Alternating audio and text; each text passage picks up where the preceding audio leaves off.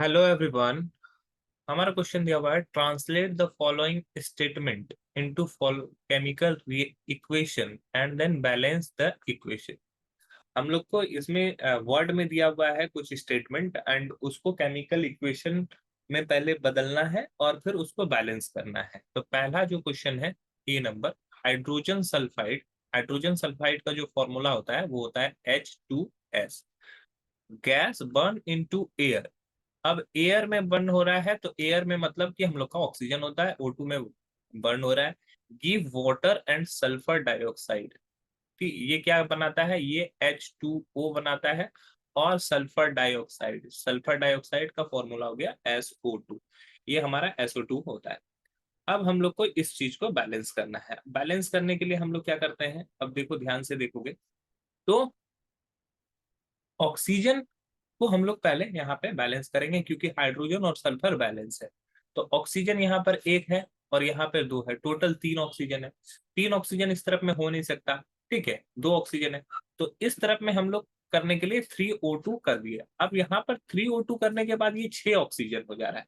6 oxygen को balance करने के लिए हम लोग क्या करते हैं, यहाँ पर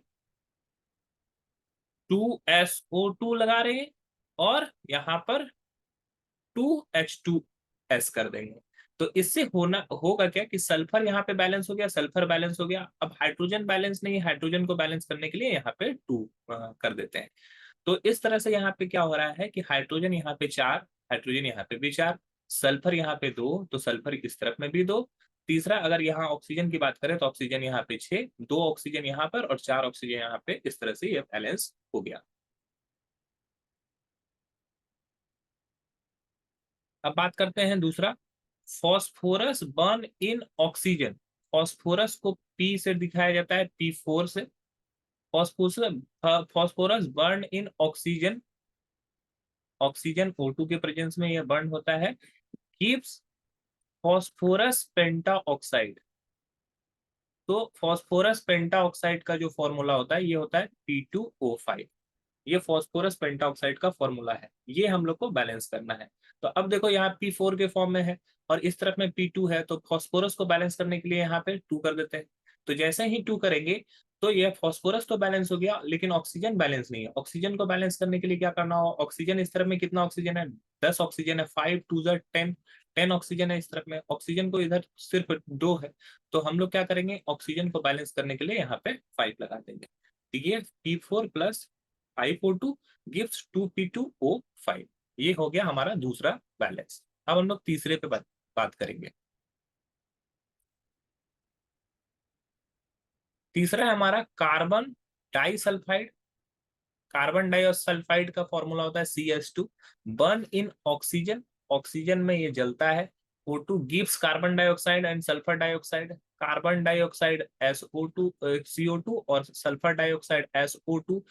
तो ये हमारा है। तो अब देखो यहाँ पे कार्बन बैलेंस है पहले से, सल्फर हमारा बैलेंस नहीं है। सल्फर को बैलेंस करने के लिए हम लोग क्या करेंगे, यहाँ पे 2 लगाएंगे। सल्फर को बैलेंस कर देते हैं हम लोग। सल्फर जैसे ही बैलेंस हो गया, ऑक्सीजन को बैलेंस करना बचता है। तो ऑक्सीजन यहाँ पे 4 है और यहाँ पे 2 है, टोटल 6 ऑक्सीजन है और इस तरफ में सिर्फ 2 ऑक्सीजन है। तो ऑक्सीजन को बैलेंस करने के लिए यहाँ पे 3 डाल देते हैं। तो इस तरह से ये भी इक्वेशन हमारा बैलेंस हो गया। Third one is clear. Fourth है, aluminium metal replaces iron from ferric oxide giving aluminium oxide and iron. देखो एल्युमिनियम मेटल है, वो क्या कर रहा है, फेरिक ऑक्साइड से replace iron from ferric oxide. मतलब कि हमारा ये हो गया हमारा एल्युमिनियम। ये एल्युमिनियम मेटल जब रिएक्ट करता है किसके साथ, फेरिक ऑक्साइड Fe2O3 से, तो ये क्या होता है, एल्युमिनियम ऑक्साइड बनाता है, Al2O3 एल्युमिनियम ऑक्साइड इसको बोलते हैं। और एल्युमिनियम ऑक्साइड के साथ साथ हम लोग को आयरन देता है, ये Fe देता है। तो अब यहाँ से ध्यान से देखते हैं हम लोग, तो यहाँ पे Al2O3 दिख रहा है, एल्युमिनियम बैलेंस नहीं है। तो एल्युमिनियम को बैलेंस करने के लिए A2Al बनाना हो, Al करना होगा। 2Al करते हैं। अब ऑक्सीजन तो बैलेंस है और Fe को बैलेंस करने के लिए हम लोग को क्या करना होगा, 2Fe करना होगा। तो इस तरह से हम लोग यहाँ पर ये बैलेंस हो जा रहा है। ओके, यहाँ पर अगर हम लोग देखें तो ये बैलेंस हो जा रहा है।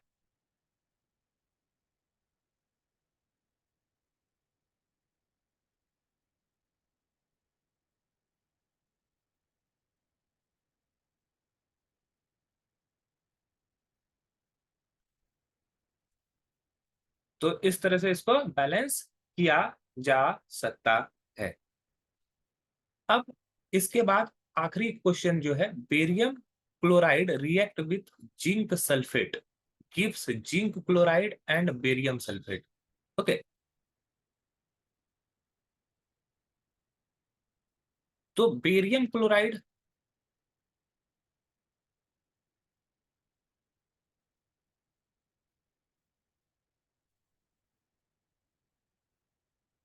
हाँ साइड में बता दे रहा हूं, बेरियम क्लोराइड का फॉर्मूला होता है BaCl2।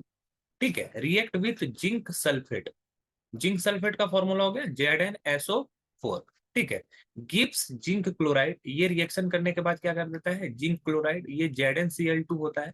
And barium sulphate, barium sulphate का फॉर्मूला होता है BaSO4। तो ये पहले से ही बैलेंस है। बैलेंस कैसे है, क्योंकि बी यहाँ पे दोनों अपने आयन का एक्सचेंज कर रहा है। ठीक है, तो ये बेरियम BaSO4 हो गया और ये ZnCl2 हो गया। अगर यहाँ पे ध्यान से देखोगे तो Ba एक है, यहाँ पे Ba एक है, यहाँ पे क्लोरीन दो है, क्लोरीन दो है, जिंक एक है, जिंक एक है, और sulphate ion SO4, sulphate ion भी एक है। तो ये पहले से ही बैलेंस है, इसको बैलेंस करने की जरूरत नहीं है।